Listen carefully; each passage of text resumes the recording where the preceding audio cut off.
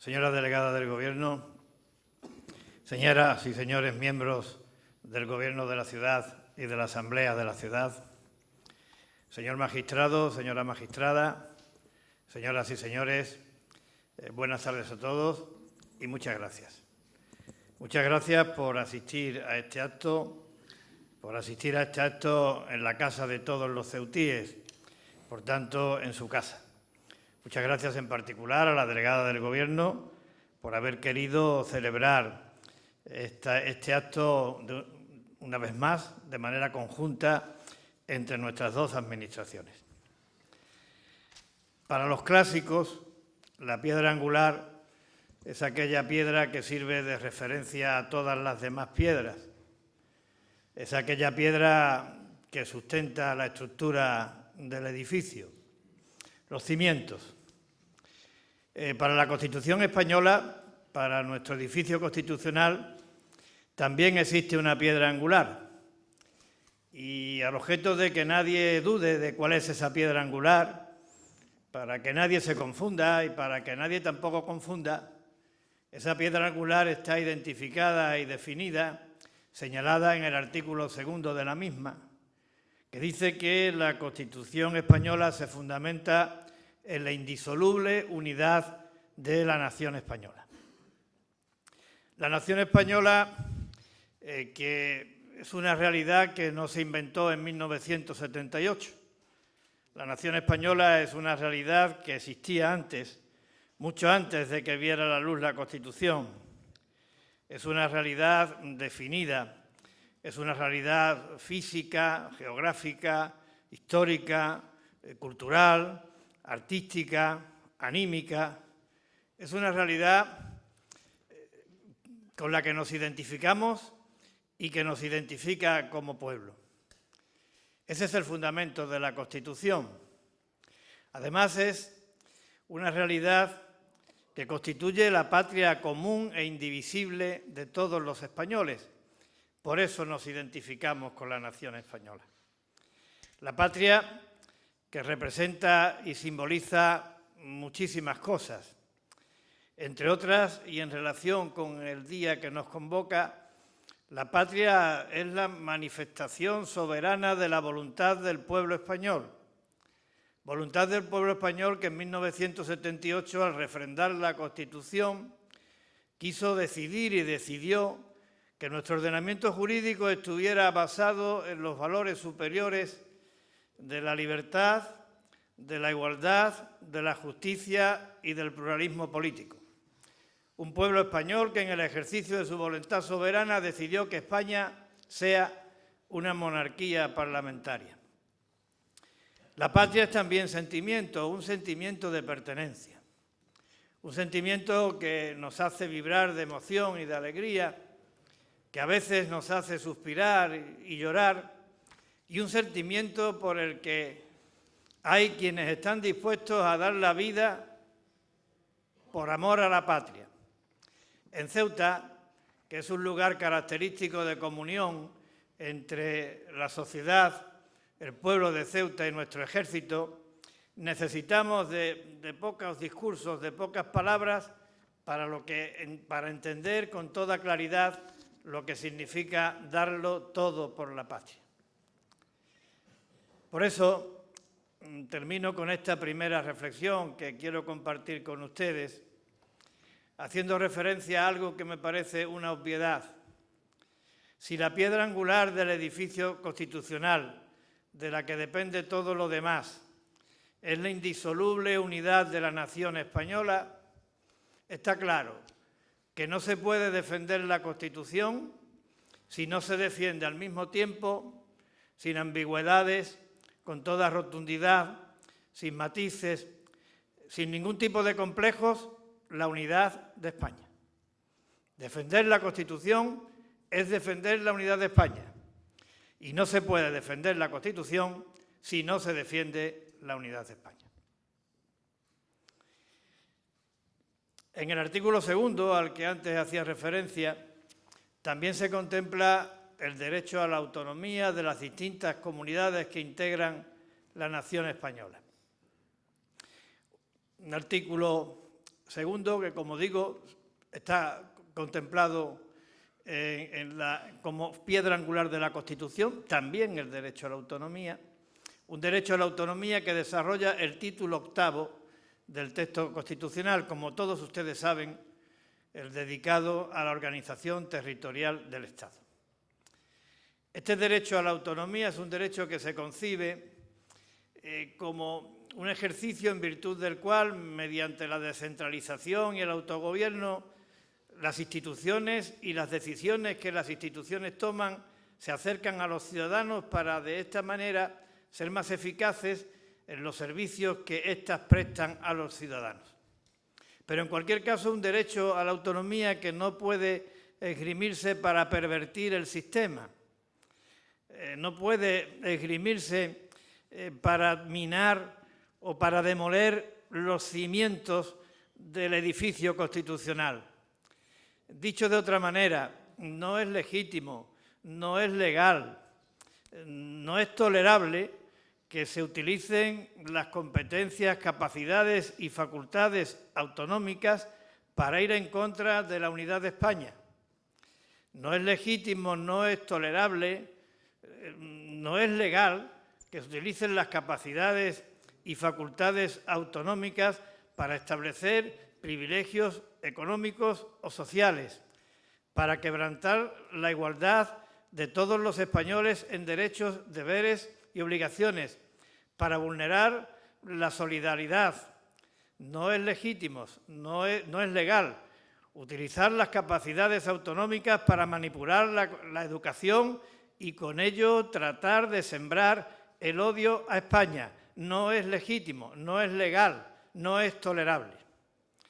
Lo legítimo, lo legal, lo correcto es que cuando eso ocurre se reaccione al amparo de la ley, se reaccione en el uso del imperio de la ley para con toda contundencia defender el orden constitucional y la soberanía nacional. Al amparo de este mismo título 8º al que me refiero, el dedicado a la autonomía y a la organización territorial del Estado, como les decía, Ceuta accede a su régimen de autogobierno, concretamente al amparo del artículo 144 de la Constitución. En consecuencia, creo que no cabe ninguna duda acerca del carácter autonómico de esta institución. Tiene, insisto, amparo constitucional.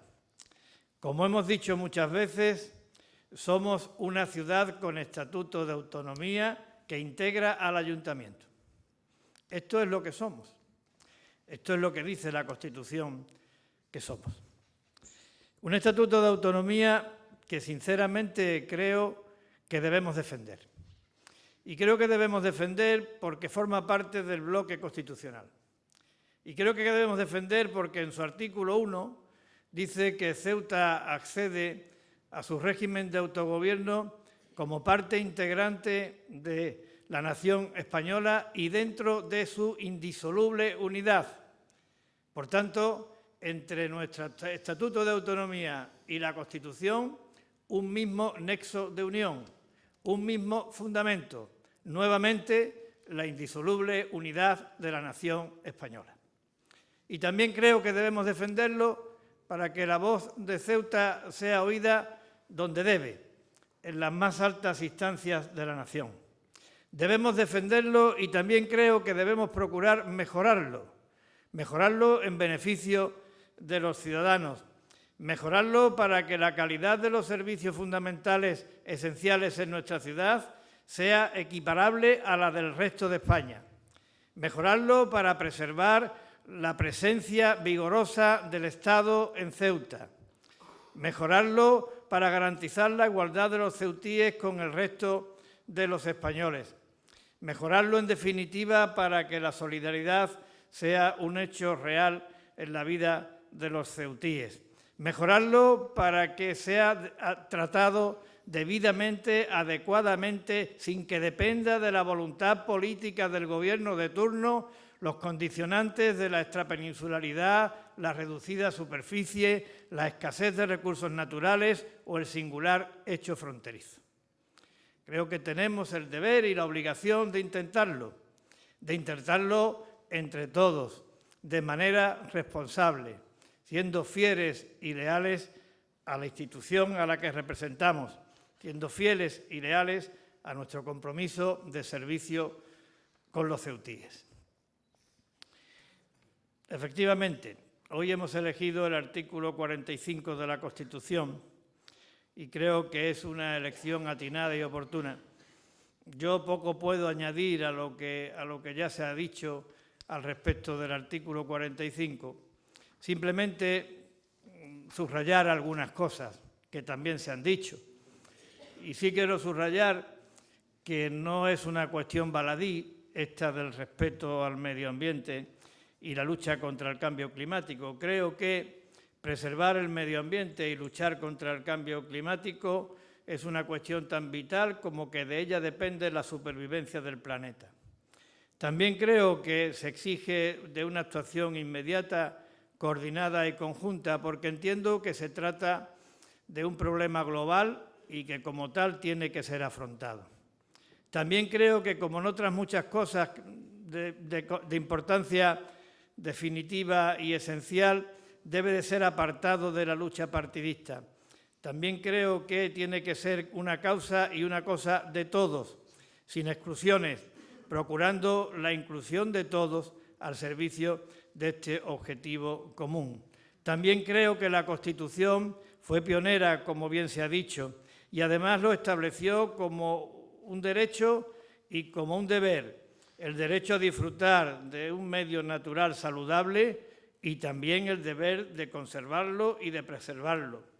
Y también creo que la clave vuelve a estar también en este caso en la educación. Cuanto más educación, más civismo. Cuanto más educación, más respeto por la naturaleza. Más uso racional de los recursos naturales y en particular del agua. Más alternativas al plástico.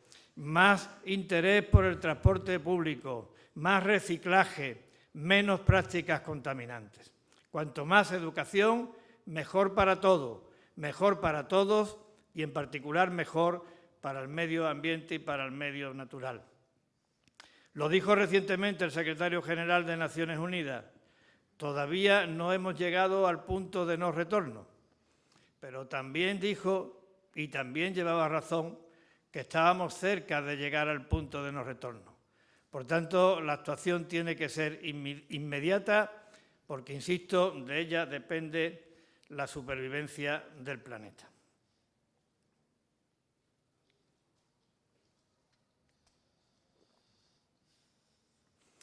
Los que ya tenemos cierta edad, como es mi caso, pues podemos acreditar con nuestra propia experiencia, podemos dar fe del cambio que ha experimentado España durante estos 41 años de vida de la Constitución. Un cambio notable, positivo y relevante en todos los aspectos. Un cambio en todo tipo de infraestructuras y equipamientos, en niveles de renta, en avances sociales, en convergencia con Europa, en presencia y notoriedad en el resto del mundo. Un cambio que sin duda no hubiera sido posible sin el marco constitucional de libertad y seguridad jurídica que representa la Constitución, pero que tampoco hubiera sido posible sin el sudor, el esfuerzo y el sacrificio de las generaciones que nos precedieron. Unas generaciones que dieron mucho más de lo que podían. Dieron mucho más que lo que podían para sacarnos adelante. Mucho más de lo que podían para superar el drama y las dificultades de una guerra fratricida y de una autarquía imposible. Mucho más de lo que podían para sentar las bases socioeconómicas para que el tránsito a la democracia fuera, además de deseable, posible. Un gran cambio, un gran éxito de la sociedad española en su conjunto, pero también un relato no exento de sufrimiento y de dolor. El sufrimiento y el dolor por las miles de víctimas de los terroristas, víctimas inocentes de un fanatismo cruel y sanguinario, víctimas inocentes de la causa de la libertad y de la defensa de la unidad de España. Para ellas, para todas las víctimas del terrorismo, nuestro emocionado recuerdo y nuestro compromiso permanente de defender su legítima aspiración de memoria, verdad, dignidad y justicia. En un día como hoy no podemos ni debemos olvidarlo. La Constitución de 1978 representa un hito histórico por sus consecuencias beneficiosas para la sociedad española en el ámbito material, pero no solo eso. Creo que también es un hito histórico por la forma en que se gestó. La Constitución de 1978 demostró que los españoles éramos capaces de aparcar nuestras diferencias y ponernos de acuerdo en una causa colectiva de extraordinaria envergadura. La Constitución de 1978 significó un pacto de reconciliación nacional que deslumbró al mundo. El encuentro y el abrazo entre todos los españoles, entre los españoles de dentro y los del exilio, entre los españoles de distintas generaciones, entre los españoles que pensaban de diferente manera, entre los españoles que habían luchado en distintos frentes durante la Guerra Civil. Un abrazo y un encuentro entre todos los españoles. Todos los españoles quisimos o quisieron en 1978 zanjar las cuentas del pasado para que el pasado no arruinara el porvenir. Entonces se decía olvidar para no olvidar. Ese fue el gran pacto de reconciliación de todos los españoles. Por eso, la Constitución no solamente es un hito histórico por sus consecuencias materiales, también por lo que significa como valor simbólico. Lo que hemos llamado el espíritu de la transición, un espíritu que creo que está basado en tres rasgos característicos: voluntad de diálogo y de acuerdo, altura de miras para ceder en lo accesorio y alcanzar un acuerdo en lo fundamental, y generosidad para poner el interés general por encima de cualquier otro. Estas tres características, diálogo, altura de miras y generosidad, creo que están de plena actualidad. Creo que la sociedad española necesita de estas actitudes, de estos valores, para enfrentarnos a los retos que tenemos por delante. Retos de los que depende nuestro futuro como nación. Retos complejos, porque hay que tratar entre todos de lograr un sistema productivo que garantice un crecimiento económico estable, continuado, capaz de generar empleo al ritmo que necesita la sociedad española, capaz, por tanto, de garantizar el sistema de pensiones por esta vía y el funcionamiento de los servicios públicos fundamentales. Nos enfrentamos a la necesidad de redoblar los esfuerzos en innovación, en investigación, en radicar y atraer talento, en no perder el tren de la revolución digital. Necesitamos afrontar el reto demográfico. Necesitamos finalmente que España siga teniendo un lugar protagonista en Europa y en el resto del mundo. Necesitamos darles oportunidades, proyectos vitales, atractivos, oportunidades de empleo a nuestros jóvenes. Son unas necesidades inaplazables, ineludibles, complejas, pero con toda sinceridad creo que lo podemos y debemos afrontar con esperanza y con ilusión. Y creo que lo podemos afrontar con esperanza y con ilusión porque somos una democracia de primer orden y porque somos una gran nación. Probablemente la más decisiva y determinante en la historia de la humanidad. Una gran nación atractiva y fascinante.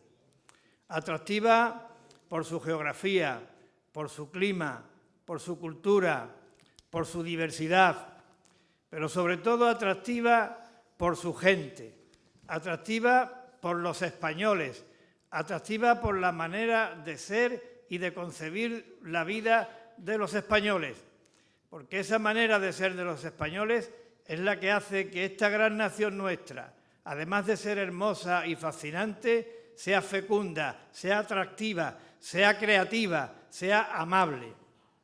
Por eso creo que, al mismo tiempo que el sentimiento de orgullo por ser españoles, también la necesidad de afrontar el futuro con esperanza, con ilusión y con optimismo. Y ya termino. Y termino como empecé, con la piedra angular. Termino recordando que hoy estamos celebrando que somos una gran nación y que la Constitución se fundamenta en la indisoluble unidad de la nación española.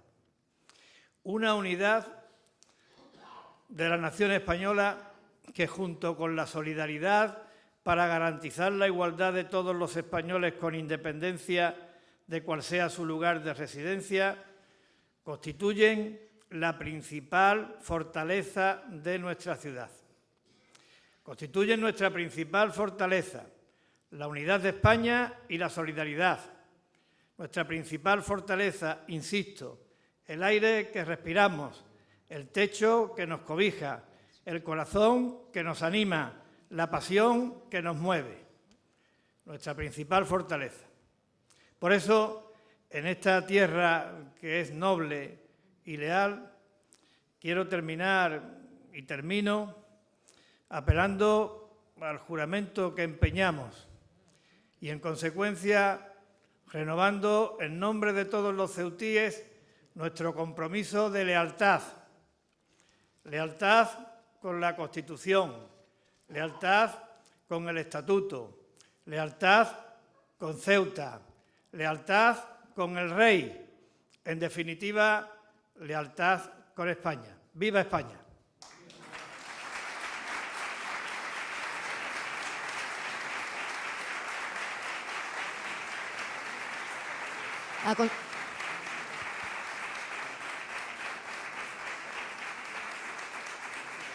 A continuación escucharemos el himno nacional.